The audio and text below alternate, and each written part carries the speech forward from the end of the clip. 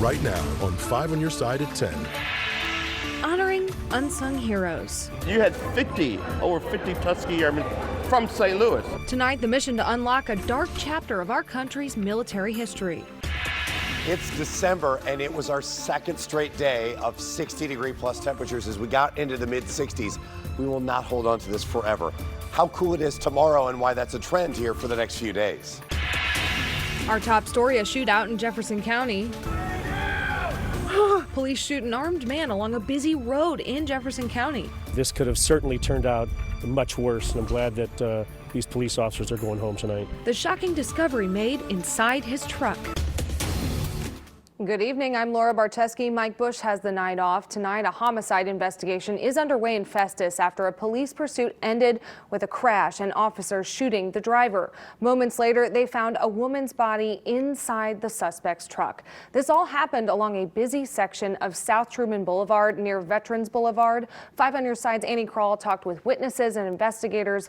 A warning, some of the video is disturbing. Surprising onlookers, it was around 11 a.m. when Festus police got the call for shots fired at the White Castle by the A highway. That's when a man in this truck took off.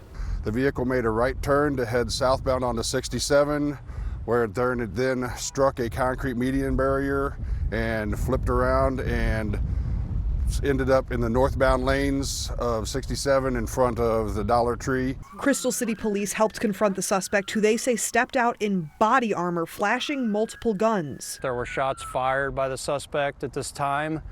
Our officers then engaged in returning fire in the incident, and the incident was brought to a conclusion at that point. The woman who took this cell phone video wanted to remain anonymous and have her voice altered for safety, saying the real-life gunfire was very different than the true crime shows she regularly watches. When it's experienced in real life, it's completely different. It's not entertaining at all to be that close to something so dangerous, and all the other people that were around, they were in danger, or law enforcement, everyone. It was terrifying. After that exchange of gunfire, officers went to investigate the black pickup truck, and that's when they found a dead woman's body inside.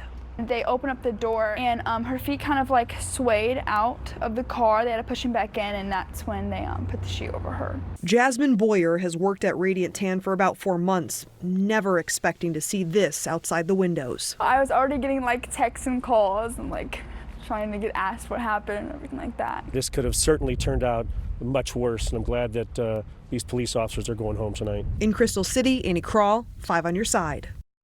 The woman's cause of death is still under investigation, but the Jefferson County Sheriff's Office says it was not from the gunfire at the scene. If anyone has information or cell phone footage of the officer-involved shooting, you're asked to contact the Jefferson County Detective Bureau at crimetips@jeffcomo.org. Tonight, a man is in the Jefferson County Jail in connection to another high-speed chase involving a stolen Porsche. Investigators believe the suspect was responsible for a multi-county crime spree. He abandoned the Porsche near the Hawthorne Hills subdivision in Festus, where he entered a home and stole cash and a car from the homeowner. He later crashed that stolen car into a Missouri State Highway Patrol cruiser on Wagoner Road. Our community is safe. It's been an unusual day today, to say the least, but at the same time, again, I'm grateful for all the heroes that did heroes work today. Police have not released the suspect's identity, only saying he is 33 years old and lives in St. Louis City.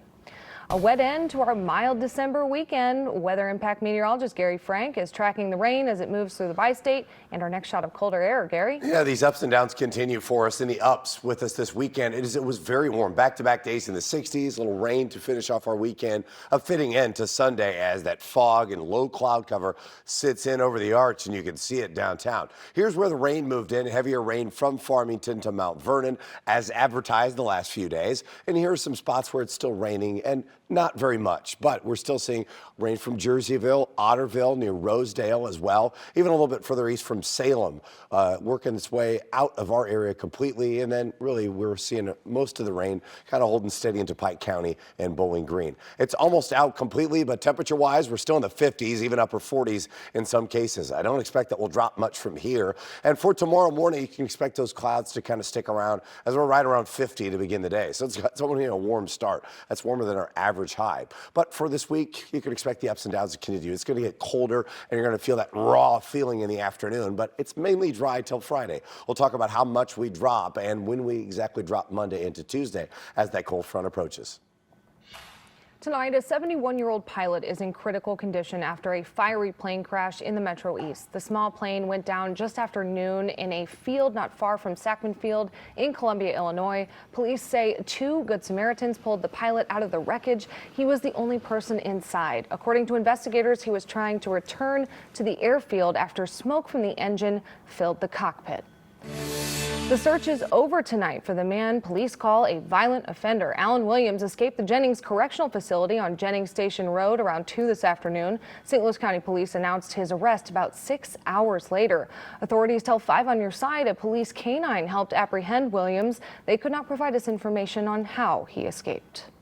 Tonight, a St. Louis County woman is in jail charged in the deadly shooting of her boyfriend. Investigators say Porsche Moore admitted to shooting Timothy Dickerson in the back during an argument. The shooting happened last night at their apartment off Ashby and Midland near Overland. Moore is charged with second-degree murder. Tonight, we're learning more about the chaos after gunshots rang out outside Tropicana Lanes in Richmond Heights. Investigators say an argument led to the shooting around 11 o'clock last night. No one was hit by the gunfire, but 2 cars were damaged. Witnesses rushed inside the bowling alley where people ducked for cover. It was too much commotion, really. Everybody was just either trying to find an exit or somewhere to hide. So lots of people were running for their lives. Yeah, they were. Richmond Heights is asking anyone with information to contact them at 314-655-3610. A milestone tonight for a new link between Missouri and Illinois. Just hours ago, eastbound traffic on 270 was rerouted to the newly constructed south span of the new Chain of Rocks Bridge. Westbound traffic is slated to move to the new bridge next month. There will be 2 lanes in each direction as a new north span is built over the next 2 years. Tonight, remembering Black military members who never received their due honor. The Soldiers Memorial Military Museum welcomed the community to the kickoff of a new recognition event that organizers plan to hold every year. 5 on Your Side's Brent Solomon explains how it's named after a Tuskegee Airman from St. Louis. If you're from St. Louis, the name may be familiar. Wendell Pruitt, a Sumner High and Lincoln University grad who went on to become one of the first Black military pilots to serve in World War II. That group, known as the Tuskegee Airmen. I think it's important to give the recognition. It hasn't been given in the past.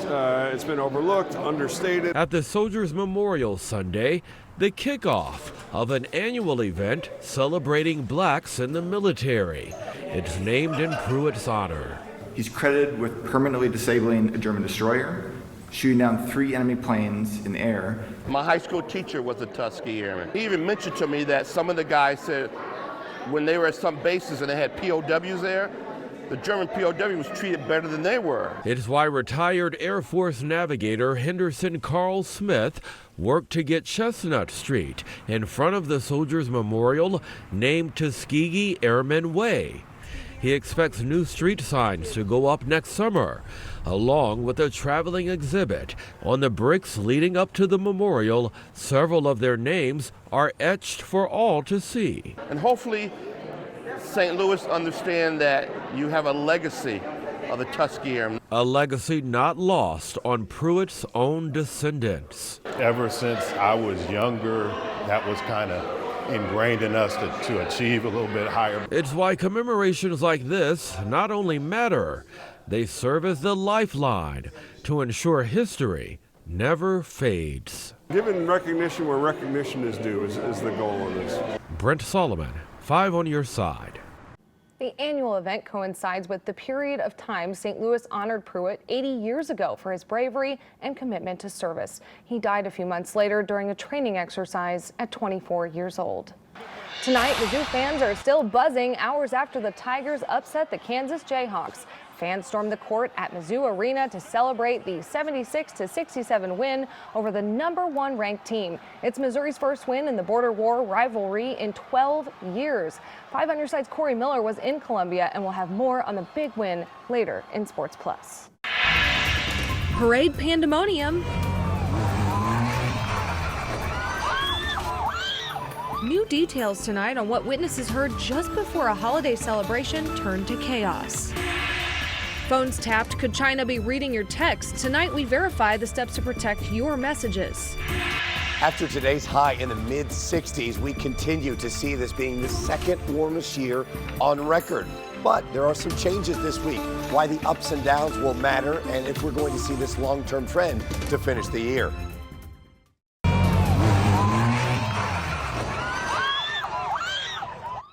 Frightening moments at a holiday parade in Southern California caught on camera. Tonight, 10 people, including a 2-year-old child, are recovering after a police motorcycle crashed into the crowd in Palm Springs. None of the injuries are believed to be life-threatening. Police are still investigating what caused the officer to lose control of his motorcycle. Witnesses reported it made a weird noise right before the incident. It's being called one of the worst cyber hacks in history. It involves China and impacts text messaging through most of the major U.S. phone carriers. Tonight, our Verify team looks into how to protect your data. Here's Adian Detail. Social media posts warn Chinese hackers infiltrated the communications of more than 1 million Americans, and that those hackers may be reading your texts. Using these sources, here's what we can verify about the alleged attack, including who was impacted and how to protect your data. The FBI called the attack a broad and significant cyber espionage campaign aimed at stealing information from Americans who work in government and politics. The White House and FBI confirmed that Chinese hackers accessed 8 telecom companies, including AT&T and Verizon. The breach is believed to have allowed hackers to intercept live conversations and read private texts, though the Chinese embassy has denied involvement.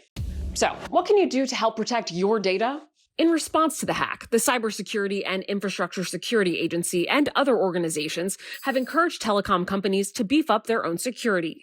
But CISA has always recommended people be diligent about text message privacy and recommends using end-to-end encryption services. End-to-end encryption is like sending a secret message that only your friend's phone can read. When you send an encrypted message, it gets scrambled, so no one else can understand it. Only your friend's phone, with a special key, can unscramble the message and read it. If you're using Apple's iMessage to text another iPhone user, those messages have end-to-end encryption. The same goes for Android customers texting each other. But messages sent between Apple devices and Androids would not be encrypted. To protect those conversations, telecom experts suggest using messaging platforms like WhatsApp or Signal. With your Verify, I'm Ariane Till. What would you like for us to verify? Send us an email to verify@ksdk.com. Just hours ago, the first Mass was held inside Notre Dame for the first time since the iconic cathedral in Paris was heavily damaged by fire. Several public Masses will be held over the coming days to give people a chance to worship inside the historic church.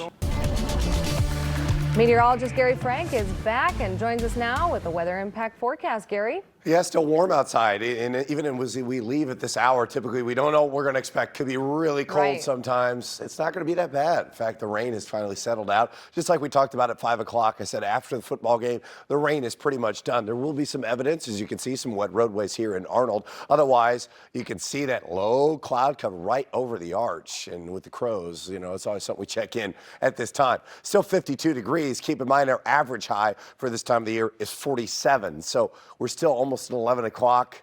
We're way above that. We got to 66 today, so pretty impressive. That's our 5th warmest December 8th on record. So still very warm for this time of the year. It won't last too much, but we still have some rain here. Like I mentioned, a few showers here in Jerseyville, Whitehall, Carrollton. Not a ton of rain, and that's one of the more heavy cells that's kind of sitting around. Otherwise, rainfall totals under 1/4 inch in most spots, even in St. Charles with 0.05 of an inch. So for the most part, right around 0.2 of an inch or less for most of us the further east you went. You saw a little bit heavier rain, and that's getting out of here right now. And like I mentioned, as we head into the overnight hours, one thing you'll notice, the wind still remains out of the west or southwest, and that rain is out of here. As a result, our temperatures are not going to change a whole lot. As the rain ends, we'll continue to see that south and southwest wind, so it stays very mild. Now, I will say by Monday, the rest of the day, notice where those winds start to come in from the rest of the day.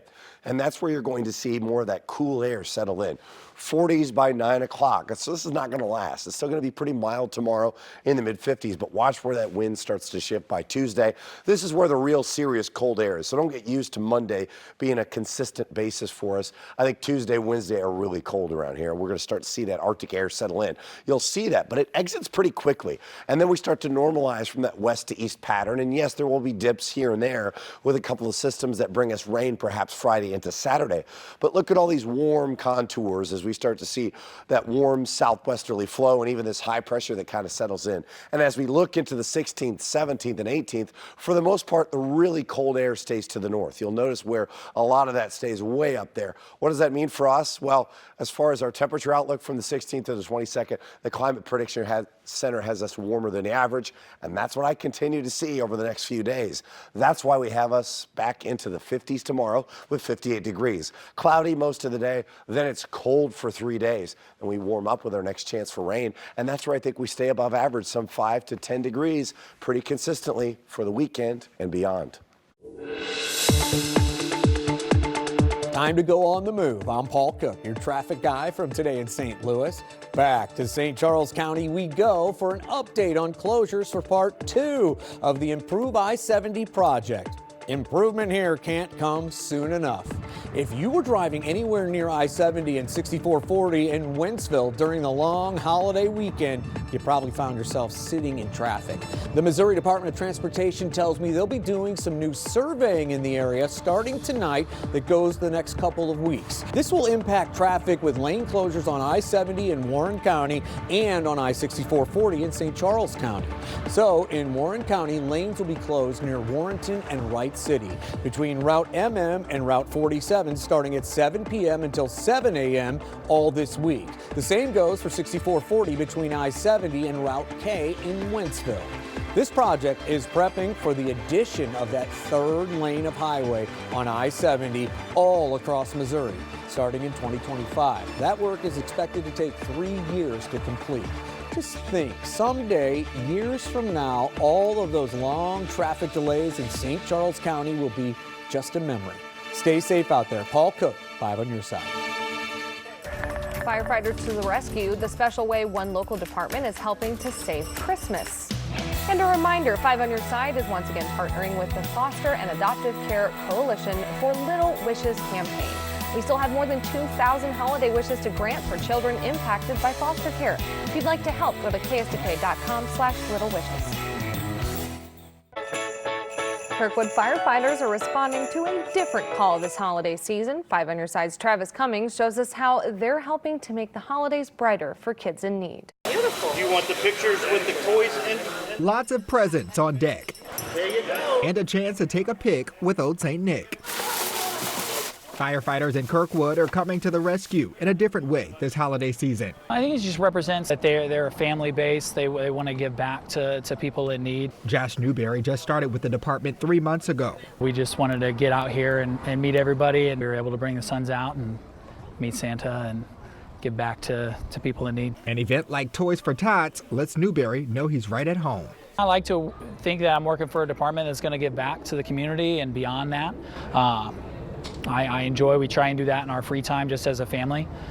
So now to work for somewhere that's going to kind of share those same values and beliefs, it's nice. Since November, donations have built up at this station. The toys are going to children whose parents cannot afford to buy them for Christmas through the Toys for Tots program. Founded in 1947. And it's grown over the past 10 or 11 years. So now we have, I think last year we had something like 23 or 26 actual boxes of toys, and we're on track to probably beat that this year. As first responders, we look for ways to give back to the community other than just, when someone calls us in their worst day. And so this is just one way we can help give back, not just to Kirkwood, but through the St. Louis area. For these responders, what's your puppy's name? It's another way to put their neighbors first. You see guys that are on duty, you see guys who are off duty, coming in just to interact with the public, and just enjoy the holiday spirit. So next year, put it on a calendar. It's a great way to give back. Travis Cummings, 5 on your side. If you couldn't make it out to Kirkwood today, you can drop off toys to either of their firehouses until the end of the week. They brought Dorothy home to Kansas after a tornado. Now her ruby slippers are bringing in a record windfall. Toto, I don't think we're in 1939 anymore. A pair of ruby slippers worn by Judy Garland in The Wizard of Oz fetched more than $32 million at auction this weekend. That's nearly $30 million more than estimates. The shoes are now the most valuable movie memorabilia ever sold at auction. During the same auction, the Wicked Witch's hat went for $2.9 million. Jingle Bells is the most popular Christmas song in the country. It's also the top pick in Missouri and Illinois. That's according to Finance Buzz, which used Google Trends data from the last 5 years. The data also shows Mariah Carey's All I Want for Christmas Is You is the most annoying holiday tune. I might have to agree with that one, Gary. I don't know. I think that the Chipmunks. I can't do the Chipmunks. Man, I can't do Santa Baby. That's definitely Can't do Santa Baby. I'm sorry. Those are the two for me. Otherwise, it's not going to feel very Christmas-like, at least for a couple of days. And then it gets colder by the middle of the week, and that's where you see that Arctic air settle in briefly. Then we rebound just in time for next weekend with more rain. Otherwise, that's the coldest air we're going to have. Well, that's all our time for 5 on Your Side at 10. We're always streaming on 5+. Sports Plus with Frank Cusimano is next. Then start your day with Today in St. Louis beginning at 4 a.m.